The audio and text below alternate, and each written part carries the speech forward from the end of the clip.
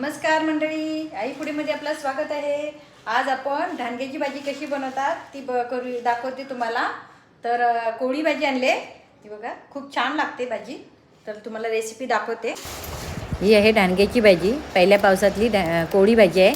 तर ही भाजी काय करायची तर पहिल्यांदा सर्वप्रथम पानं एक एक काढून घ्यायची आणि ती भाजी चांगली धुवून घ्यायची। 2-3 वेळा चांगली पानं धुवून घ्यायची आणि धुवून झाल्यावर बारीक चिरून घ्यायची कापून। ही भाजी कडून असते, त्यामुळे ह्या भाजीला तुम्ही उकडून काढायची काही गरज नाही, डायरेक्ट वाफेवर शिजवली तरी होऊन जाते। तर त्याच्या आधी मी काय केली, एक वाटीमध्ये चण्याची डाळ भिजत ठेवली 1 तासासाठी। आता ही भाजी बारीक चिरून घेते।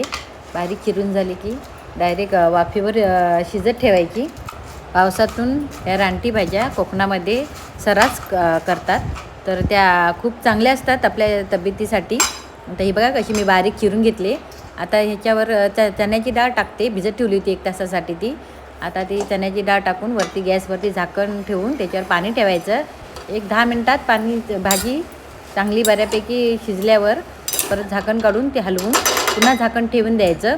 एक अर्ध्या तासामध्ये भाजी चांगली शिजली जाते। आता ही मी गरमागरम ज्वारीची भाकरी तयार केली, ज्वारीची भाकरी आणि ढांग्याची भाजी खाणार। हे बघा आता ढांग्याची भाजी शिजले, आता फोडणी द्यायची।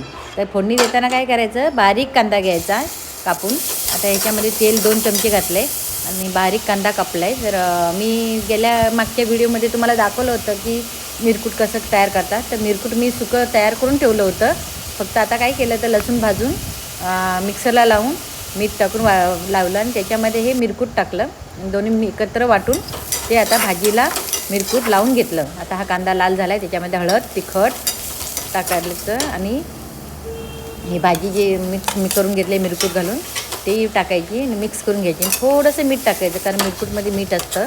तर अशी मिरकूट त्याच्यामध्ये मीठ थोडंसं टाकून भाजी चांगली अशी हलवून घ्यायची। आणि ही भाजी पौष्टिक असते। 1-2 मिनटासाठी भाजी वाफेवर झाकण ठेवून द्यायचं। हे बघा आता तयार झाली भाजी। आता मी ही खाऊन बघते। ढांग्याची भाजी तयार। कोळी होती भाजी आणि ही भाजी कडून असते, त्यामुळे उकळायची गरज नाही, डायरेक्ट मंद आचेवर शिजत ठेवायची।